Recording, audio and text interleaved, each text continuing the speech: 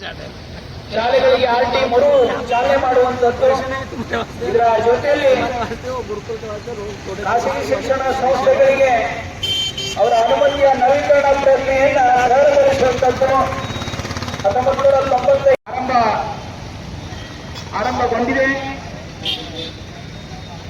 ತಾಲೂಕಿನ ಎಲ್ಲ ಅನುದಾನ ರಹಿತ ಖಾಸಗಿ ಶಾಲಾ ಆಡಳಿತ ಮಂಡಳಿಯ ಶಿಕ್ಷಣ ಸಂಸ್ಥೆಯ ಆಡಳಿತ ಮಂಡಳಿಯವರು ಸಂಖ್ಯೆಯಲ್ಲಿ ಈ ಧರಣಿಯಲ್ಲಿ ಭಾಗವಹಿಸ್ತಾ ಇದ್ದಾರೆ. ನಮ್ಮೆಲ್ಲರ ಬಹುದಿನದ ಬೇಡಿಕೆ ಸರ್ಕಾರಕ್ಕೆ ಮುಟ್ಟಬೇಕು, ಸರ್ಕಾರ ಅದನ್ನು ಈಡೇರಿಸಬೇಕನ್ನುವಂತಹ ದೃಷ್ಟಿಯಲ್ಲಿ ಇಡೀ ರಾಜ್ಯದ ನಡೆಯುವಂತಹ ಈ ಧರಣಿ ಸತ್ಯಾಗ್ರಹಕ್ಕೆ ಈ ನಮ್ಮ ಹೋರಾಟದಲ್ಲಿ ಎಲ್ಲರೂ ಕೈ ಜೋಡಿಸುವಂಥದ್ದು. ಈ ಮೂಲಕ ಕನ್ನಡ ಶಾಲೆಗಳನ್ನ ಉಳಿಸಿ ಇದರ ಜೊತೆಗೆ ಕನ್ನಡವನ್ನು ಉಳಿಸುವಂತಹ ಕಾರ್ಯವೂ ಸಹ ಮಾಡಬೇಕಾಗಿದೆ. ಧರಣಿಯ ಮೂಲಕ ವಿವಿಧ ಬೇಡಿಕೆಗಳನ್ನ ನಾವು ಸರ್ಕಾರದ ಗಮನಕ್ಕೆ ತರಬೇಕಾಗಿದೆ. ಇದರ ಜೊತೆಯಲ್ಲಿ ಅನುದಾನಿತ ಶಾಲಾ ಕಾಲೇಜುಗಳಲ್ಲಿ ಖಾಲಿ ಇರುವಂತಹ ಹುದ್ದೆಗಳನ್ನ ಸಹ ಭರ್ತಿ ಮಾಡುವಂಥದ್ದು. ಹಾಗೆ 371 ಕಾನೂನಿನ ಅಡಿಯಲ್ಲಿ ಸಿಗಬೇಕಾದಂತಹ ಎಲ್ಲ ಸವಲತ್ತುಗಳನ್ನು ಸಹ ನೀಡುವ ರಾಜ್ಯದ ಎಲ್ಲ ತಾಲೂಕುಗಳಲ್ಲಿ ಏಕಕಾಲದಲ್ಲಿ ಈ ಧರಣಿಯನ್ನ ಆರಂಭ ಮಾಡಲಾಗಿದೆ.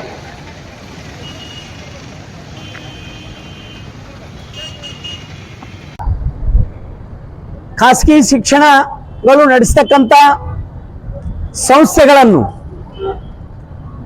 ಶೋಷಣೆ ಮಾಡತಕ್ಕಂಥ ಸರ್ಕಾರದ ವಿರುದ್ಧ, ಕನ್ನಡ ಶಾಲೆಗಳ ಮಾರಣ ಹೋಮಕ್ಕೆ ಕಾರಣರಾಗಿರ್ತಕ್ಕಂಥ ಸರ್ಕಾರದ ಶಿಕ್ಷಣ ನೀತಿಯ ವಿರುದ್ಧ ಇವತ್ತು ಕಲ್ಯಾಣ ಕರ್ನಾಟಕ ಅನುದಾನ ರಹಿತ ಖಾಸಗಿ ಶಾಲಾ ಶಿಕ್ಷಣದ ಆಡಳಿತ ಮಂಡಳಿಯ ಸಂಘ, ಕರ್ನಾಟಕ ಶಿಕ್ಷಣ ಸಂಸ್ಥೆಗಳ ಕರ್ನಾಟಕದ ಘಟಕದ ನೇತೃತ್ವದಲ್ಲಿ, ಅನೇಕ ಕನ್ನಡ ಪರ ಸಂಘಟನೆಗಳ ನೇತೃತ್ವದಲ್ಲಿ, ಕನ್ನಡ ಸಾಹಿತ್ಯ ಪರಿಷತ್ತಿನ ಬೆಂಬಲದೊಂದಿಗೆ ಇವತ್ತು ನಾವು ಕರ್ನಾಟಕದಾದ್ಯಂತ ಈ 9 ಬೇಡಿಕೆಗಳನ್ನು ಮುಂದಿಟ್ಟುಕೊಂಡು ಶಾಲೆ ನವೀಕರಣ ಸರಳಗೊಳಿಸಬೇಕು, ಹೊಸ ಶಾಲೆ ಪ್ರಾರಂಭ ಮಾಡುವವರಿಗೆ ಷರತ್ತುಗಳು ಕಡಿಮೆ ಆಗಬೇಕು ಮತ್ತು 1995ರ ನಂತರ ಪ್ರಾರಂಭವಾದಂತಹ ಶಾಲೆಗಳಿಗೆ ಅನುದಾನಕ್ಕೆ ಒಳಪಡಿಸಬೇಕು. 371 ಅನುದಾನವಾಗಿ ಖಾಸಗಿ ಶಾಲೆಗಳಿಗೆ ಮೂಲಭೂತ ಸೌಲಭ್ಯ ಒದಗಿಸಬೇಕು ಮತ್ತು ಖಾಸಗಿ ಕಾನೂನು ಬಾಹಿರವಾಗಿ ನಡೀತಕ್ಕಂಥ ಕೋಚಿಂಗ್ ಸೆಂಟರ್ಗಳನ್ನು ಬಂದ್ ಮಾಡಬೇಕು. ಈಗಾಗಲೇ ಅನುದಾನ ಪಡೆದಂತ ಶಿಕ್ಷಣ ಸಂಸ್ಥೆಗಳಲ್ಲಿ ಖಾಲಿ ಇರುವಂತಹ ಹುದ್ದೆಗಳನ್ನು ಭರ್ತಿ ಮಾಡಬೇಕು. ಇವತ್ತು ಕನ್ನಡ ನಾಡು ಉಳಿಬೇಕು, ಕನ್ನಡ ಸಂಸ್ಕೃತಿ ಉಳಿಬೇಕು, ಕನ್ನಡ ಪರಂಪರೆ ಉಳಿಬೇಕಾದ್ರೆ ಕನ್ನಡ ಶಾಲೆಗಳು ಬೆಳಿಬೇಕು, ಉಳಿಬೇಕು. ಆ ಹಿನ್ನೆಲೆಯಲ್ಲಿ ಕನ್ನಡ ಶಾಲೆಗಳ ಸಬಲೀಕರಣ ಕಾಯ್ದೆ ಜಾರಿಗೆ ಬರಬೇಕಂತ ಒತ್ತಾಯಿಸಿ ಇವತ್ತೆಲ್ಲಾ ತಾಲೂಕಾ ಕೇಂದ್ರಗಳಲ್ಲಿ, ಜಿಲ್ಲಾ ಕೇಂದ್ರಗಳಲ್ಲಿ ಇವತ್ತು ನಾವೆಲ್ಲ ಖಾಸಗಿ ಶಿಕ್ಷಣ ಅನೇಕ ಸಂಘಟನೆಗಳ ನೇತೃತ್ವದಲ್ಲಿ 1 ದಿನದ ಧರಣಿ ಸತ್ಯಾಗ್ರಹ ನಡೆಸ್ತಾ ಇದ್ದೀವಿ. ಆದ್ದರಿಂದ ಕರ್ನಾಟಕ ಸರ್ಕಾರ, ವಿದ್ಯಾದಾನ ಮಾಡ್ತಕ್ಕಂಥ ಶಿಕ್ಷಕರು, ವಿದ್ಯಾಸಂಸ್ಥೆ ನಡೆಸ್ತಕ್ಕಂಥ ಆಡಳಿತ ಮಂಡಳಿದವರು ಇವತ್ತು ಬೀದಿಗೆ ನಿಂತಿದ್ದೇವೆ. ಶಿಕ್ಷಣ ಉಳಿಸಿ, ಭಾರತೀಯತೆ ಉಳಿಸಿ, ಶಿಕ್ಷಣ ಉಳಿಸಿ, ಮಗುವಿನ ವ್ಯಕ್ತಿತ್ವ ಉಳಿಸಿ ಅಂತಕ್ಕಂಥ ಘೋಷಣೆಯೊಂದಿಗೆ ಸರ್ಕಾರಿ ಶಾಲೆಗಳು ಉಳಿಬೇಕು, ಸರ್ಕಾರದ ಕನ್ನಡ ಶಾಲೆಗಳು ಉಳಿಬೇಕು. ಆದರೆ ಬಹಳ ದುರದೃಷ್ಟ, ಸರ್ಕಾರ ಕನ್ನಡ ಶಾಲೆಗಳನ್ನು ಬಂದ್ ಮಾಡಿ ಕರ್ನಾಟಕ ಪಬ್ಲಿಕ್ ಶಾಲೆ ತೆರೆಯುವ ಮೂಲಕ ಇಂಗ್ಲಿಷ್ ತುಷ್ಟೀಕರಣಕ್ಕೆ ಕೈ ಹಾಕಿದೆ. ಅದನ್ನು ವಿರೋಧಿಸಿ ಪ್ರತಿ ಗ್ರಾಮದಲ್ಲಿ ಪ್ರಾರಂಭಿಸುವಂತ ಇಂಗ್ಲಿಷ್ ಮಾಧ್ಯಮ, ಸರ್ಕಾರದಿಂದ ಪ್ರಾರಂಭಿಸಿದ ಇಂಗ್ಲಿಷ್ ಮಾಧ್ಯಮ ಶಾಲೆಗಳು ನಿಲ್ಲಿಸಬೇಕು, ಕನ್ನಡ ಮಾಧ್ಯಮ ಶಾಲೆಗಳನ್ನು ಬೆಳೆಸಬೇಕು, ಖಾಸಗಿ ಶಾಲೆಯ ಉತ್ಕರ್ಷವಾದಂತಹ ಶಿಕ್ಷಣ ನೀಡತಕ್ಕಂತ ಖಾಸಗಿ ಶಾಲೆಗಳನ್ನು ಉಳಿಸಬೇಕಂತಕ್ಕಂಥ ಬೇಡಿಕೆಯೊಂದಿಗೆ ಇವತ್ತು ನಾವು ಬೀದರಿನ ಜಿಲ್ಲಾಧಿಕಾರಿಗಳ ಕಚೇರಿ ಎದುರುಗಡೆ 1 ದಿನದ ಸಾಂಕೇತಿಕ ಧರಣಿಯನ್ನು ಮಾಡ್ತಾ ಇದ್ದೀವಿ. ಇದು ಒಂದು ಸಾಂಕೇತಿಕ ಹೋರಾಟ. ಇದಕ್ಕೆ ಮಣಿಯದೆ ಹೋದರೆ ಮುಂದಿನ ದಿನಗಳಲ್ಲಿ ಜಿಲ್ಲಾ ಮಟ್ಟದಲ್ಲಿ ಬೃಹತ್ ಹೋರಾಟ ನಡೆಯಲಿದೆ. ಅದಕ್ಕೂ ಕೂಡ ಸರ್ಕಾರ ನಮ್ಮ ಬೇಡಿಕೆ ಮನ್ನಣೆ ಆಗದಿದ್ದರೆ ರಾಜ್ಯ ಮಟ್ಟದಲ್ಲಿ ಬೆಂಗಳೂರಿಗೆ ನುಗ್ತೀವಿ, ವಿಧಾನಸಭೆಗೆ ನುಗ್ತೀವಿ. ನಮ್ಮ ನ್ಯಾಯಯುತವಾದಂತಹ ಹೋರಾಟಕ್ಕೆ ಬೆಲೆ ತೆಗೆದುಕೊಳ್ಳುವಂತ ಪ್ರಯತ್ನ ನಾವು ಮಾಡ್ತೀವಿ. ಇವತ್ತು ವಿದ್ಯಾದಾನ ಮಾಡ್ತಕ್ಕಂತ ಶಿಕ್ಷಕರು, ಆಡಳಿತ ಮಂಡಳಿಯವರು, ಮುಖ್ಯ ಗುರುಗಳು ಬೀದಿಯಲ್ಲಿ ನಿಂತಿದ್ದೇವೆ. ದಯವಿಟ್ಟು ಸರ್ಕಾರ ಗಮನಿಸಬೇಕು. ನಮ್ಗೆ ಆಗ್ತಕ್ಕಂತ ತೊಂದರೆಗಳು, ಒಂದು ಶಾಲೆ ನಡೆಸಬೇಕಾದ್ರೆ 108 ಷರತ್ತುಗಳು, ನವೀಕರಣ ಮಾಡಬೇಕಾದ್ರೆ 108 ಷರತ್ತುಗಳಿಂದ ನಾವು ಸುಸ್ತಾಗಿದ್ದೇವೆ, ನಾವು ಸೋತು ಹೋಗಿದ್ದೇವೆ. ನಾವು ಶಾಲೆ ನಡೆಸ್ತಾ ಇದ್ವಿ, ನಾವು ಶಿಕ್ಷಣ ನಡೆಸ್ತಾ ಇದ್ದೀವಿ. ಮಕ್ಕಳನ್ನು ಸುಸಮೃದ್ಧವಾಗಿ ಬೆಳೆಸುವಂತ ಸಂಸ್ಥೆಗಳು ನಮ್ಮದಾಗಿವೆ. ಹಾಗಾಗಿ ನಮಗೆ ತೊಂದರೆಗಳನ್ನು ಕೊಡದೆ कल्याण कर्नाटक अनएडेड स्कूल एसोसिएशन और दीगर कन्नड़ा प्रो ऑर्गेनाइजेशन की जानिब से धरना दिया जा रहा है। ये धरना पूरे कर्नाटक राज्य में हर ताल्लुके में तहसीलदार ऑफिस के सामने और हर डिस्ट्रिक्ट हेडक्वार्टर पर डीसी ऑफिस के सामने आज ही एकसा तौर पर पूरे स्टेट में दिया जा रहा है। ये धरना हुकूमत से 8 मुतालबात यानी डिमांड्स हम रख रहे हैं। मैं यहाँ बैठे हुए एसोसिएशन के ऑफिस बेरर्स, एग्जीक्यूटिव मेंबर्स और तमाम मैनेजमेंट मेंबर्स को और कर्नाटक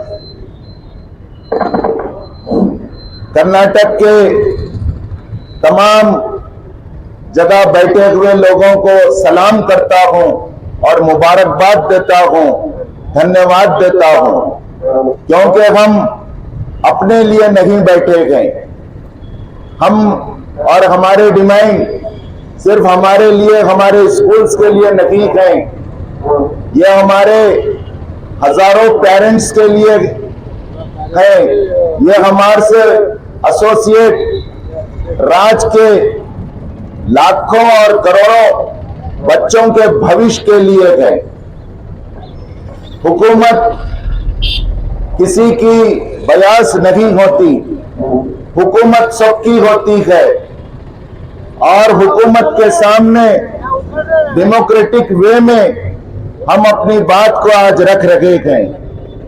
डिप्टी कमिश्नर के जरिए चीफ मिनिस्टर श्री सिद्धरामैया जी और एजुकेशन मिनिस्टर श्री मधु बंगारप्पा जी को हम 200 से ज्यादा जगहों से आज एक साथ मेमोरेंडम दे रखे हैं और उम्मीद करते हैं, आशा करते हैं कि हमारा ये जो धरना है, और हमारे ये जो डिमांड है, हुकूमत इसको संजीदगी से लेगी। पहली बात ये है कि 1995 के बाद से जो अनएडेड प्राइवेट स्कूल्स और कॉलेजेस कायम हुए हैं उनको ग्रांट दी जाए, जैसा कि गवर्नमेंट की पॉलिसी है। गुज़िश्ता तकरीबन 10-12 साल से ये सिलसिला रुका हुआ है। दूसरा डिमांड ये है कि हम कल्याण कर्नाटक रीजन में आज ये एक्ट आर्टिकल 371J पास होकर 10 साल से ज्यादा हो गया, लेकिन उसकी पूरी 100% फैसिलिटीज एजुकेशन में, एम्प्लॉयमेंट में और किसानों को और यहाँ के लोगों को जो मिलना है अभी 100% नहीं मिली है और तैयार करने से होगी। इस बात को और इस गुड़ को, इस पूंजी को प्रोसेस करने के लिए यूरोप और बड़ी शक्तियां समझती है और आज उनके बजट का मोर देन 20% बजट एजुकेशन पर होता है, जबकि हमारा बजट सिर्फ 10% है। सेंट्रल गवर्नमेंट को भी मैं तवज्जो दिलाना चाहता हूं कि उसका एजुकेशन बजट तो बहुत कम है। हमारा डिफेंस का बजट तो 18% है, जबकि एजुकेशन का बजट लेस देन 6% है। तो भला बताइए, एजुकेशन डिपार्टमेंट या एजुकेशन इंस्टीट्यूशंस कैसे डेवलप होंगे। मैं आखिर में यह भी कहना चाहता हूं, कर्नाटका राज्य कन्नड़ एक हमारा कल्चर है जो जबान से अटैच है। कन्नड़ा जबान हम सबको सीखना है और कन्नड़ा जबान को सिर्फ बचाना ही नहीं है, इसको प्रमोट करना भी है। अभी मैं आज न्यूज़पेपर में देखा कि कल एक रिप्रेजेंटेशन दिया गया बीदर डिस्ट्रिक्ट के कमाल नगर ताल्लुके और औरात ताल्लुके में कोई कन्नड़ा स्कूल नहीं है। 23 स्कूल यहाँ कायम, 23 स्कूल्स कायम किए जा सकते हैं। इन स्कूलों को कायम करना चाहिए। आखिर में मैं तमाम का शुक्रिया अदा करते हुए ನಾವು ಸಿದ್ಧರಾಗಿರ್ತೀವಿ ಅಂತ ಹೇಳಿ ನಮ್ಮ ಅಳಿಗೆ ಸ್ಪಂದಿಸಿ ಪರಮ ಪೂಜ್ಯ ಗುರುಬಸವ ಪಟ್ಟ ದೇವರು ಇವತ್ತು ನಮ್ಮ ಮಧ್ಯೆ ಇದ್ದಾರೆ. ಅವರಿಗೆ ನಮ್ಮೆಲ್ಲ ಹೋರಾಟದ ಪರವಾಗಿ ತುಂಬ ಸ್ವಾಗತವನ್ನು ಬಯಸ್ತೇನೆ. ಅನೇಕ ಗಣ್ಯಾತಿ ಗಣ್ಯರು ಈ ಹೋರಾಟದಲ್ಲಿ ಭಾಗವಹಿಸಿ ಅವರು ನಮ್ಮ ಮಾರ್ಗದರ್ಶನ ಮಾಡಲಿದ್ದಾರೆ. ಇದು ಕೇವಲ ಬೀದರ್ದಲ್ಲಿ ಅಷ್ಟೇ ನಡೆದಿಲ್ಲ, ಇಡೀ ಕರ್ನಾಟಕ ಎಲ್ಲ ತಾಲೂಕು ಕೇಂದ್ರ ಸಾರ್ವಜನಿಕರು ಗಮನಿಸಬೇಕು. ಸಾರ್ವಜನಿಕರ ಜನಪ್ರಾಯದಿಂದ ಇವತ್ತು ಸರ್ಕಾರ ಅತಿ ಬಹಳ ನಿರ್ಲಕ್ಷಿತವಾದ ಕ್ಷೇತ್ರ ಯಾವುದಾದ್ರು ಪ್ರಾರಂಭವಾದ